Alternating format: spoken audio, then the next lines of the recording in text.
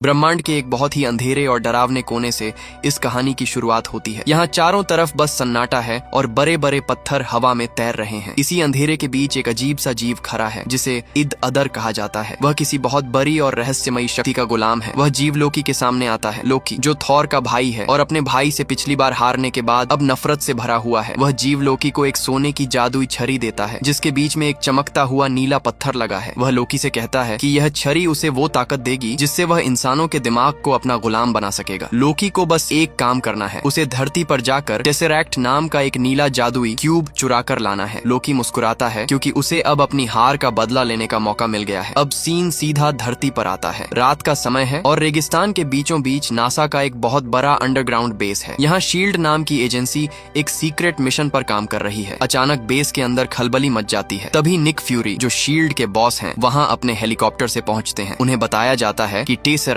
जो एक कांच के बक्से में बंद था अचानक से अजीब हो गया है। वह खुद ब खुद चमकने लगा है और उससे खतरनाक एनर्जी निकल रही है। डॉक्टर सेल्विक जो उस पर रिसर्च कर रहे थे घबराए हुए हैं क्योंकि मशीन उनके काबू से बाहर हो गई है। निक फ्यूरी बेस को खाली करने का आदेश देते हैं लेकिन तब तक बहुत देर हो चुकी थी। टेसेरैक्ट से एक जोरदार नीली रोशनी निकलती है और कमरे के बीचों बीच एक पोर्टल खुल जाता है। उस धुएं और रोशनी के बीच से लोकी बाहर निकलता है। उसके हाथ में वही जादुई छड़ी है। शील्ड के गार्ड्स उसे रोकने की कोशिश करते हैं लेकिन लोकी की फुर्ती और जादुई ताकत के आगे कोई नहीं टिक पाता। वह अपनी छड़ी से बिजली जैसी किरणें छोड़ता है और पल भर में सबको ढेर कर देता है। तभी शील्ड का सबसे खतरनाक एजेंट क्लिंट बार्टन यानी हॉकाई वहां पहुंचता है। लोकी उसे मारता नहीं है बल्कि अपनी जादुई छड़ी हॉकाई के दिल पर लगा देता है। देखते ही देखते हॉकाई की आंखें नीली हो जाती हैं और वह लोकी का गुलाम बन जाता है। लोकी टेसेरैक्ट को चुरा लेता है और फ्यूरी को घायल करके वहां से भाग जाता है। पीछे पूरा बेस फटने वाला होता है क्योंकि टेसेरैक्ट की एनर्जी ने धरती के अंदर धमाका कर दिया है। निक फ्यूरी किसी तरह बचते हैं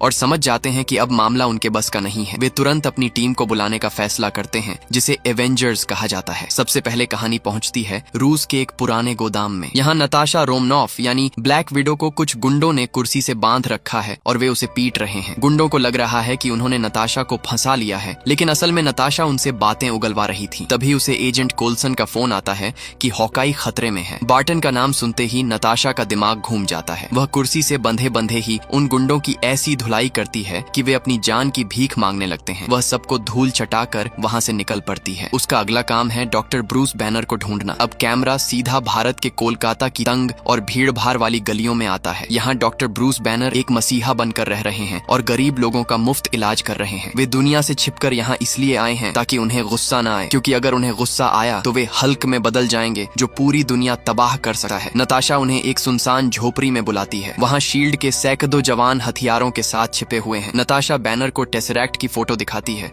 और कहती है कि हमें आपकी ताकत की नहीं बल्कि आपके दिमाग की जरूरत है ताकि आप उस डिब्बे से निकलने वाली किरणों को ट्रैक कर सकें। बैनर थोड़े चिड़चिड़े हो जाते हैं और जवानों को डरा देते हैं लेकिन बाद में वे नताशा के साथ चलने के लिए मान जाते हैं। उधर निक फ्यूरी खुद जाते हैं स्टीव रॉजर्स यानी कैप्टन अमेरिका के पास। स्टीव एक जिम में अपनी पंचिंग बैग को इतनी जोर से मार रहे हैं कि वह फट जाता है। वे अभी भी अपनी पुरानी दुनिया की यादों में खोए हुए हैं क्योंकि वे 70 साल तक बर्फ में जमे हुए थे। फ्यूरी उन्हें टेसेरैक्ट के बारे में बताते हैं और याद दिलाते हैं कि यह वही शक्ति है जिससे उन्होंने सालों पहले लड़ाई लड़ी थी। स्टीव अपनी जिम्मेदारी समझते हैं और फिर से अपनी ढाल उठाने को तैयार हो जाते हैं। इसके बाद हम देखते हैं टोनी स्टार्क यानी आयरन मैन को जो समुद्र के नीचे जाके कुछ टूटी हुई पाइप्स को रिपेयर कर रहे होते। रिपेयर करने के बाद टोनी अपने बुर्ज खलीफा जैसे बिल्डिंग स्टार्क टावर के ऊपर जाते हैं जहाँ उनके शूट को उनके रोबोट बहुत ही आसानी से निकाल देते हैं। वहीं पर हम मिलते हैं मिसेस पॉट्स से जो टोनी की जान जहान सब कुछ है। टोनी और पॉट्स एंजॉय कर ही रहे थे तभी वहाँ एजेंट फील आ जाता है और वो टोनी स्टार्क को एक लैपटॉप देता है। उस लैपटॉप में नताशा, कैप्टन अमेरिका और हल्क का पुराना वीडियो होता है।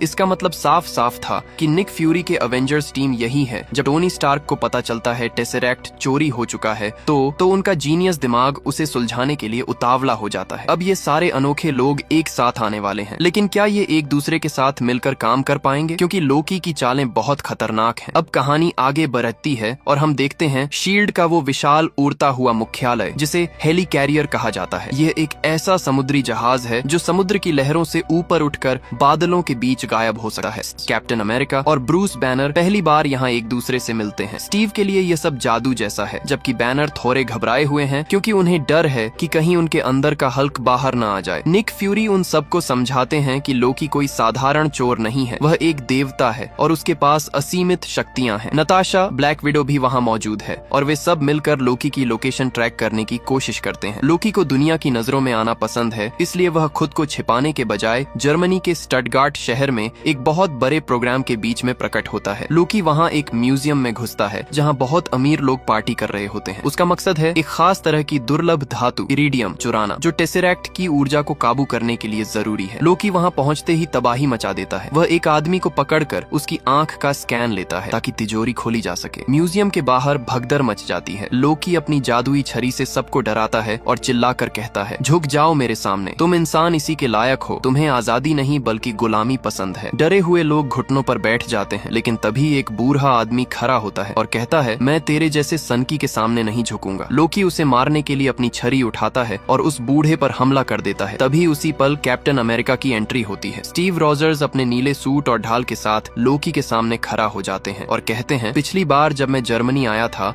तब भी एक आदमी यानी हिटलर यही सब कह रहा था और हम सब ने देखा कि उसका क्या अंजाम हुआ। लोकी और कैप्टन के बीच जबरदस्त फाइट शुरू हो जाती है। लोकी की ताकत बहुत ज्यादा है, वह कैप्टन को धूल चटाने लगा है। तभी आसमान में एक तेज संगीत गूंजता है और लोकी के ऊपर हमला होता लोकी पीछे जा गिरता है। टोनी स्टार्क अपने चमकते हुए सूट में उतरते हैं और अपनी सारी मिसाइलें लोकी की तरफ तान देते हैं। टोनी मजाक में कहते हैं, चलो रॉक स्टार, अब सरेंडर कर दो। लोकी समझ जाता है कि अभी लड़ना समझदारी नहीं है, इसलिए वह अपने हाथ ऊपर कर लेता है। शील्ड की टीम लोकी को पकड़कर अपने जेट में बैठा लेती है। जेट में टोनी स्टार्क और स्टीव रॉजर्स के बीच पहली बार बातचीत होती है जो बहस में बदल जाती है। टोनी को स्टीव पुराने जमाने के लगते हैं और स्टीव को टोनी बहुत घमंडी। तभी अचानक मौसम बिगड़ने लगा है, जोर जोर से बिजली कड़कने लगी है। नताशा कहती है कि यह साधारण तूफान नहीं है। तभी जेट की छत पर किसी के गिरने की आवाज आती है। दरवाजा खुलता है और अंदर आता है एक हाथ में हथौड़ा लिए लंबा चौड़ा आदमी। थॉर बिना कुछ बोले लोकी को उठाता है और जेट से बाहर कूद जाता है। कैप्टन और आयरन मैन हैरान रह जाते हैं। टोनी अपना मास्क पहनता है और कहता है कि वह उस हथौड़े वाले से अपना कैदी वापस लेकर आएगा। टोनी और थॉर के बीच एक घने जंगल में भीषण लड़ाई शुरू हो जाती है। आयरन मैन की लेजर और थॉर की बिजली जब आपस में टकराती है तो पूरा जंगल थर्रा उठता है। थॉर अपने हथौड़े मिजोल्निर से टोनी के सूट को लगभग कुचल देता है, लेकिन टोनी का सूट बिजली को सोखकर और भी पावरफुल हो जाता है। तभी कैप्टन अमेरिका बीच में आते हैं और दोनों को रुकने के लिए बोलते हैं, लेकिन थॉर उन पे हमला कर देता है। तभी कैप्टन अपनी ढाल से थॉर के मिजोल्निर का वार रोकते हैं। तब वहाँ एक बहुत खतरनाक धमाका होता है और सब दूर जाकर गिरते हैं। कैप्टन उन्हें समझाते हैं कि वे एक ही टीम में हैं और उनका दुश्मन लोकी है। थॉर मान जाता है और वे सब लोकी को वापस हेलिकैरियर ले आते हैं। हेलिकैरियर पर लोकी को एक खास कांच के पिंजरे में बंद कर दिया जाता है, जिसे असल में हल्क को रोकने के लिए बनाया गया था। निक फ्यूरी लोकी को चेतावनी देते हैं कि अगर उसने भागने की कोशिश की तो वह 30,000 फीट की ऊंचाई से नीचे गिरेगा। लेकिन लोकी पिंजरे के अंदर भी मुस्कुरा रहा है। उसे पता है कि उसकी चाल काम कर रही है। वह जानबूझकर उनके हाथ लगा है ताकि वह इन सबको अंदर से खत्म कर सके। इधर लैब में टोनी, कैप्टन और बैनर के बीच बहस होने लगी है। कैप्टन को शक होता है कि निक फ्यूरी उनसे कुछ छिपा रहे हैं। टोनी शील्ड के कंप्यूटर हैक कर लेता है और उन्हें पता चलता है कि शील्ड टेसरैक्ट का इस्तेमाल परमाणु हथियार बनाने के लिए करना चाहती थी। पूरी टीम आपस में बहस करने लगती है। टोनी, कैप्टन, थॉर और फ्यूरी एक दूसरे पर चिल्ला रहे होते हैं। वे इतने उलझ जाते हैं कि उन्हें पता ही नहीं चलता कि लोकी का असली प्लान शुरू हो चुका है। लोकी के गुलाम बन चुके हॉकाई ने हेलिकैरियर को ढूंढ लिया है और वह उस पर हमला करने वाला है। जैसे ही बहस अपने चरम पर पहुंचती है, हेलिकैरियर के एक इंजन पर बहुत बड़ा धमाका होता है। पूरा जहाज एक तरफ झुक जाता है और तबाही शुरू हो जाती है। लेकिन सबसे बुरा होना अभी बाकी था। धमाके के झटके और गुस्से की वजह से डॉक्टर ब्रूस बैनर का खुद पर काबू खत्म हो जाता है। उनकी आंखें हरी होने लगती हैं और पूरी टीम के सामने पहली बार हल्क बाहर आने वाला है। धमाके के झटके से डॉक्टर ब्रूस बैनर और नताशा नीचे एक पाइपों वाले कमरे में जा गिरे थे। बैनर दर्द से कराह रहे थे, उनका शरीर कांप रहा था और नताशा समझ गई थी कि अब बहुत देर हो चुकी है। बैनर की आंखें पूरी तरह हरी हो चुकी थीं और उनकी खाल फटने लगी थी। नताशा चिल्लाती है, डॉक्टर खुद पर काबू रखिए, हम ठीक हैं। लेकिन वहाँ अब कोई डॉक्टर नहीं था। एक जोरदार दहाड़ गूंजती है और डॉक्टर बैनर की जगह एक विशाल, खूंखार और गुस्से से भरा हरा राक्षस खड़ा हो जाता है। हल्क अपना आपा खो चुका था। उसे समझ नहीं आ रहा था कि दोस्त कौन है और दुश्मन कौन। वह नताशा पर हमला करता है। नताशा, जो दुनिया की सबसे बेहतरीन जासूस है, वह भी हल्क के खौफ से थर थर कांपने लगती है। वह संकरी गलियों और पाइपों के बीच भागती है, जबकि हल्क लोहे की दीवारों को कागज की तरह फाड़ते हुए उसके पीछे आता है। ठीक उसी पल जब हल्क नताशा को पकड़ने वाला होता है, थॉर बीच में कूद पड़ता है। थॉर हल्क को कंधे से टक्कर मारता है और उसे एक लैब के कमरे में ले जाता है। थॉर अपने हाथ बढ़ाता है और उसका म्योल्निर उसके पास आ जाता है। वह हल्क के मुंह पर एक जोरदार वार करता है, लेकिन हल्क को उससे और ज्यादा गुस्सा आ जाता है। वह थॉर को उठा उठाकर पटकने लगता है। उधर जहाज के बाहर का नजारा और भी बुरा था। इंजन नंबर 3 पूरी तरह रुक चुका था और विशालकाय हेलिकैरियर समुद्र की तरफ गिरने लगा था। निक फ्यूरी चिल्लाकर आदेश देते हैं कि इंजन को तुरंत ठीक करो वरना हजारों लोग मारे जाएंगे। टोनी स्टार्क और कैप्टन अमेरिका अपनी आपसी बहस भूलकर एक साथ काम करने निकल पड़ते हैं। टोनी अपने सूट की मदद से पंखे के अंदर घुसता है ताकि उसे धक्का देकर फिर से चालू कर सके, जबकि कैप्टन को बाहर के पैनल पर जाकर तारों को जोड़ना था। यहाँ इन दोनों के बीच पहली बार वो तालमेल दिखता है जो एक टीम के लिए जरूरी है। टोनी चिल्लाता है, कैप वो लीवर खींचो। कैप्टन बिना डरे गोलियों की बौछार के बीच कूदते हैं और इंजन को चालू करने में मदद करते हैं। टोनी को उस विशाल पंखे के ब्लेड्स के बीच अपनी जान जोखिम में डालनी पड़ती है ताकि जहाज हवा में बना रहे। इसी बीच लोकी का गुलाम बना हॉकाई अपने छोटे जहाजों के साथ हेलिकैरियर पर लगातार गोलियां बरसा रहा था। उसका निशाना सीधा निक फ्यूरी के केबिन पर था। नताशा किसी तरह हल्क से बचकर बाहर निकलती है और हॉकाई का सामना करने जाती है। यहाँ दो पुराने दोस्तों के बीच जंग होती है। नताशा जानती है कि हॉकाई उसका दुश्मन नहीं है, बस उसके दिमाग पर लोकी का कब्जा है। वह हॉकाई को सिर पर एक जोरदार चोट मारती है। यह चोट इतनी सटीक थी कि लोकी का जादुई असर टूट जाता है, पर असली त्रासदी अभी लोकी के पिंजरे के पास होनी बाकी थी। लोकी ने बहुत ही चालाकी से थॉर को उसी कांच के पिंजरे में फंसा दिया जो कभी हल्क के लिए बना था। एजेंट फिल कोल्सन, जो कैप्टन अमेरिका के बहुत बड़े फैन थे और एक बहुत ही नेक इंसान थे, लोकी को रोकने के लिए एक प्रोटोटाइप गन लेकर पहुंचते हैं। वे लोकी को पीछे से ललकारते हैं, लेकिन लोकी अपनी मायावी शक्ति से उनके पीछे प्रकट होता है और अपनी जादुई हथियार सीधे कोल्सन के सीने के पार कर देता है। थॉर बेबसी में चिल्लाता रह जाता है। उसके बाद लोकी एक बटन दबाता है और थॉर वाला वो पिंजरा 30,000 फीट की ऊंचाई से नीचे गिरने लगा है। लोकी वहाँ से एक जेट लेकर भाग निकलता है। निक फ्यूरी कोल्सन के पास पहुँचते हैं, लेकिन बहुत देर हो चुकी थी। कोल्सन अपनी आखिरी सांसें लेते हुए कहता है, सर ये सब ठीक है, एवेंजर्स को एक झटके की जरूरत थी ताकि वे एक साथ आ सकें। कोल्सन की मौत पूरी टीम के लिए एक सदमा थी। निक फ्यूरी खून से सने हुए कैप्टन अमेरिका के ट्रेडिंग कार्ड्स जो कोल्सन के थे टेबल पर रखते हैं। टोनी और कैप्टन एक मेज पर खामोश बैठे होते हैं। वे हार चुके थे। लोकी भाग गया था, टेसरैक्ट उसके पास था, टीम बिखरी हुई थी और उनका एक साथी मर चुका था। टोनी स्टार्क को अचानक समझ आता है कि लोकी ने उन्हें सिर्फ हराया नहीं है बल्कि उन्हें एक पहेली की तरह सुलझा लिया है। वह सोचता है कि लोकी अब कहाँ जाएगा। उसे याद आता है कि लोकी एक घमंडी देवता है। उसे दुनिया के सामने अपनी जीत का जश्न मनाना है। वह ऐसी जगह जाएगा जहाँ से पूरी दुनिया उसे देख सके। टोनी चिल्लाकर कहता है, वो स्टार्क टावर जा रहा है। टोनी अपना टूटा फूटा सूट पहनता है और न्यूयॉर्क की तरफ उड़ान भरता है। स्टीव, नताशा और हॉकाई, जो अब ठीक हो चुका था, एक जेट लेकर उसके पीछे निकलते हैं। अब जंग शुरू होने वाली थी। न्यूयॉर्क पर जहाँ आसमान खुलने वाला था और एक ऐसी फौज आने वाली थी जिसे धरती ने पहले कभी नहीं देखा था। न्यूयॉर्क का आसमान बिल्कुल साफ था, लेकिन स्टार्क टावर की छत पर मौत का सामान तैयार हो रहा था। डॉक्टर सेल्विक, जो अभी भी लोकी के जादू के असर में थे, उन्होंने उस मशीन को चालू कर दिया था जिसमें टेसरैक्ट लगा हुआ था। टोनी स्टार्क सबसे पहले वहाँ पहुँचते हैं। उनका सूट लड़ाई की वजह से काफी खराब हो चुका था। टोनी अपने टावर के अंदर जाते हैं और लोकी से आमने सामने बात करते हैं। टोनी उसे डराने के बजाय उसका मजा लेने लगते हैं। टोनी कहते हैं, तुमने यहाँ आकर बहुत बड़ी गलती कर दी। तुम्हारे पास सेना होगी, तुम देवता होगे, लेकिन हमारे पास एक टीम है जिसे हम एवेंजर्स कहते हैं। लोकी कहता है कि उसने तो टीम को अंदर से खत्म कर दिया है। फिर स्टार्क बोलता है, हमारी टीम को तो तुम्हारा बाप भी नहीं खत्म कर सकता, तू क्या करेगा। लोकी चिढ़कर टोनी के सीने पर अपने जादुई हथियार से हमला करता है, लेकिन टोनी के दिल में लगा हुआ आर्क रिएक्टर उस जादू को अंदर जाने से रोक देता है। लोकी हैरान रह जाता है। वह टोनी को वहाँ से नीचे फेंक देता है। टोनी हजारों फीट की ऊंचाई से नीचे गिर रहे होते हैं, लेकिन तभी उनका नया मार्क 7 सूट उड़कर आता है और हवा में ही उनके शरीर पर फिट हो जाता है। आयरन मैन वापस ऊपर आते हैं और लोकी को एक जोरदार टक्कर मारते हैं, पर तभी आसमान में एक धमाका होता है। टेसरैक्ट से निकली नीली रोशनी बादलों को चीरकर अंतरिक्ष में एक बहुत बड़ा पोर्टल खोल देती है और उस पोर्टल से बाहर निकलती है चिटौरी सेना। हजारों भयानक एलियंस अपने उड़ते हुए वाहनों के साथ न्यूयॉर्क पर हमला कर देते हैं। न्यूयॉर्क की सड़कों और गलियों में भगदड़ मच जाती है। चारों तरफ धमाके होने लगते हैं। एलियंस लोगों पर अंधाधुंध गोलियां चला रहे होते हैं। तभी कैप्टन अमेरिका, नताशा और हॉकाई अपने जेट के साथ वहां पहुंचते हैं। लोकी अपने एक वार से उनके जेट को नीचे गिरा देता है। अब ये तीनों सड़कों पर आ चुके हैं। कैप्टन अमेरिका तुरंत कमान संभालते हैं। वे पुलिस वालों को ऑर्डर देते हैं कि लोगों को सुरक्षित बाहर निकालो और घेराबंदी करो। नताशा और हॉकाई अपने छोटे हथियारों से उन एलियंस का मुकाबला करना शुरू करते हैं। ऊपर आसमान में आयरन मैन अकेले हजारों हमलावरों को रोकने की कोशिश कर रहे होते हैं। थॉर सीधा स्टार्क टावर की छत पर उतरते हैं। थॉर चिल्लाते हैं, लोकी इसे बंद करो, लेकिन लोकी अब पागल हो चुका था। वह कहता है, अब बहुत देर हो चुकी है, अब सिर्फ तबाही होगी। थॉर और लोकी के बीच टावर की छत पर जबरदस्त हाथापाई होती है। लोकी अपनी छोटी छुरी से थॉर को जख्मी कर देता है और वहाँ से अपने एक उड़ते हुए वाहन पर बैठकर भाग निकलता है। तभी पोर्टल से कुछ ऐसा बाहर आता है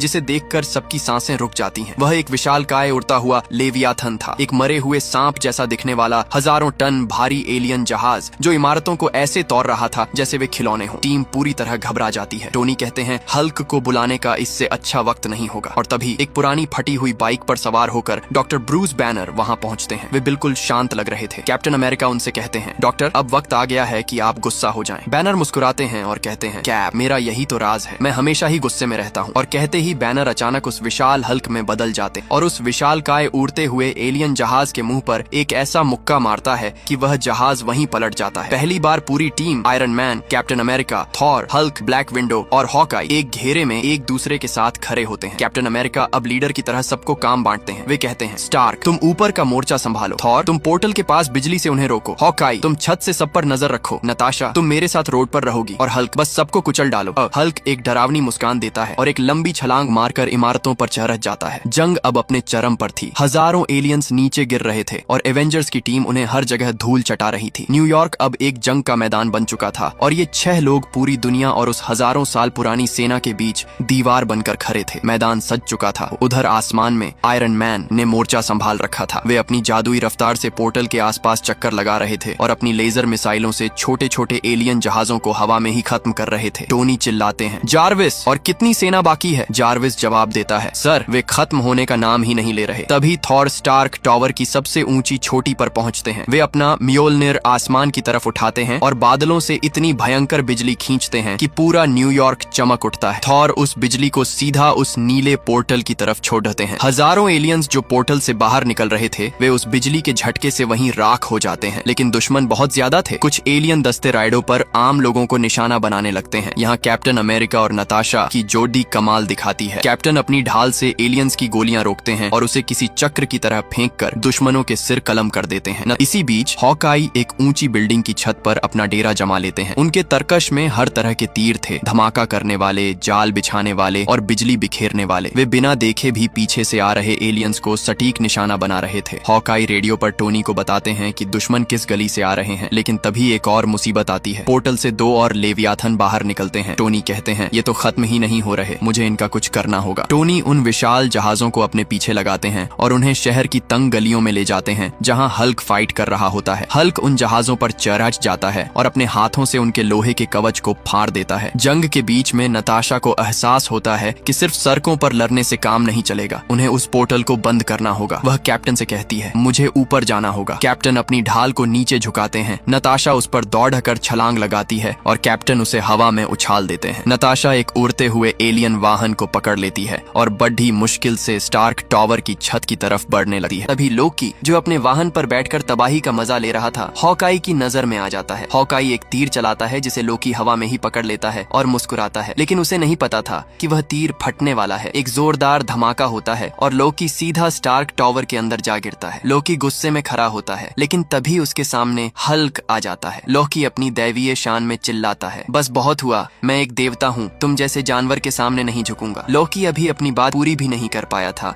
कि हल्क उसका पैर पकड़ता है और एक तरफ से दूसरी तरफ जमीन पर इतनी जोर जोर से पटकता है जैसे कोई बच्चा अपना खिलौना पटक रहा हो। लोकी की हालत खराब हो जाती है। वह गड्ढे में पराबस कराह रहा होता है। हल्क जाते जाते कहता है डरपोक देवता। इधर नताशा छत पर पहुंच जाती है जहां डॉक्टर सेल्विक का जादू अब टूट चुका था। सेल्विक बताते हैं कि लोकी की उस जादुई हथियार में ही वो ताकत है जो इस पोर्टल को बंद कर सकती है। नताशा उस हथियार को उठाती है और उसे पोर्टल की एनर्जी बीम के पास ले जाती है। लेकिन तभी निक फ्यूरी के पास एक बुरी खबर आती है। सरकार के नेताओं ने फैसला किया है कि न्यूयॉर्क को बचाने के लिए उस पर एक न्यूक्लियर मिसाइल छोड़ी जाए। निक फ्यूरी चिल्लाते हैं यह पागलपन है, मेरे लोग वहाँ लड़ रहे हैं। लेकिन उनकी कोई नहीं सुनता। एक जेट से परमाणु मिसाइल न्यूयॉर्क की तरफ छोड़ दी जाती है। टोनी स्टार्क को इसका पता चलता है। वे जानते हैं कि अगर यह मिसाइल शहर से टकराई तो लाखों लोग मर जाएंगे। आयरन मैन कहते हैं मैं इसे मोड़ सकता हूँ। वे अपनी पूरी ताकत लगाकर उस मिसाइल को पकड़ लेते हैं। जार्विस कहता है सर आपके सूट की पावर खत्म हो रही है, वापस आने की गारंटी नहीं है। टोनी बिना डरे उस मिसाइल को अपने कंधों पर उठाते हैं और सीधा उस नीले पोर्टल के अंदर घुस जाते हैं। पूरी दुनिया और टीम नीचे से देख रही होती है लेकिन पोर्टल के अंदर अब क्या हो रहा था ये किसी को नहीं पता था। टोनी एक ऐसी दुनिया में थे जहाँ हजारों एलियन जहाज और उनका मुख्य अड्डा था। उसके बाद आयरन मैन उस मिसाइल को छोड़ते हैं और वह सीधा एलियंस के बेस से जा टकराती है। एक बहुत खतरनाक धमाका होता है और पूरी एलियन सेना वहीं खत्म जाती है और सारे एलियंस मरने लगते हैं। लेकिन आयरन मैन का सूट बंद हो जाता है और वे अंतरिक्ष के उस काले सन्नाटे में बेहोश होकर नीचे गिरने लगते हैं। नताशा छत पर पर थी और लोकी की हथियार लेकर इंतजार कर रही थी कि कब आयरन मैन बाहर आए ताकि वह पोर्टल को बंद कर सके। कैप्टन अमेरिका, थॉर और बाकी सबकी सांसें रुकी हुई थी। कैप्टन अमेरिका रेडियो पर चिल्लाते हैं, नताशा अब और इंतजार नहीं कर सकते, इसे बंद करो। नताशा भारी मन से लोकी की हथियार को मशीन के अंदर डालती है। नीली रोशनी का वो खंभा गायब हो जाता है और पोर्टल धीरे धीरे छोटा होने लगता है। ठीक उसी पल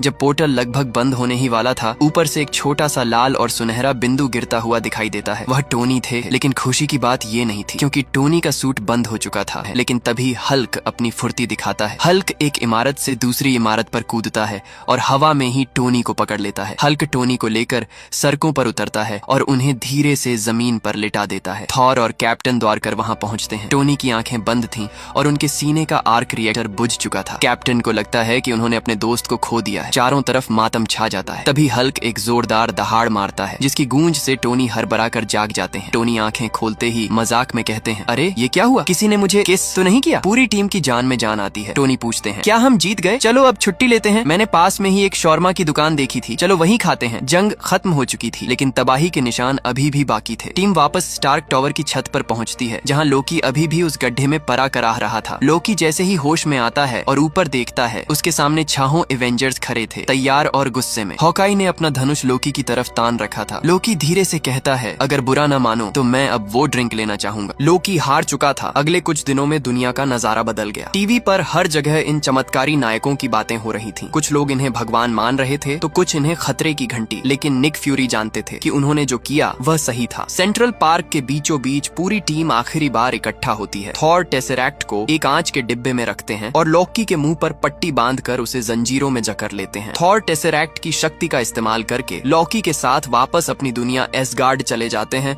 ताकि लोकी को वहां सज्जा मिल सके। बाकी टीम भी अपने अपने रास्तों पर निकल जाती है। टोनी स्टार्क और ब्रूस बैनर टोनी की शानदार कार में बैठकर निकल जाते हैं। दो जीनियस दिमाग अब साथ काम करने वाले थे। नताशा और हॉकाई अपनी अगली ड्यूटी पर चले जाते हैं और कैप्टन अमेरिका अपनी पुरानी बाइक उठाकर नई दुनिया को समझने निकल जाता है। निक फ्यूरी से उनकी बॉस मारिया हिल पूछती है, सर वे अब कहाँ हैं? फ्यूरी जवाब देते हैं, वे अपनी अपनी जगह पर हैं, लेकिन जब भी हमें उनकी जरूरत होगी वे वापस आएंगे। कहानी यहाँ खत्म नहीं होती। फिल्म के क्रेडिट्स के बीच में एक और सीन आता है। हमें फिर से वही अंधेरा कोना दिखता है और द अदर अपने आका को रिपोर्ट दे रहा है। वह कहता है, इंसानों से लड़ना मौत को न्योता देना है। तभी वह आका धीरे से मुड़ता है और मुस्कुराता है। यह थैनोस था। मार्वल की आने वाली बड़ी तबाही का असली चेहरा पहली बार दुनिया के सामने आता है। दोस्तों कमेंट में बताना आपको डीसी की मूवी पसंद है या मार्वल का। तब तक के लिए बाय बाय, टेक केयर, मिलते हैं अगले वीडियो में।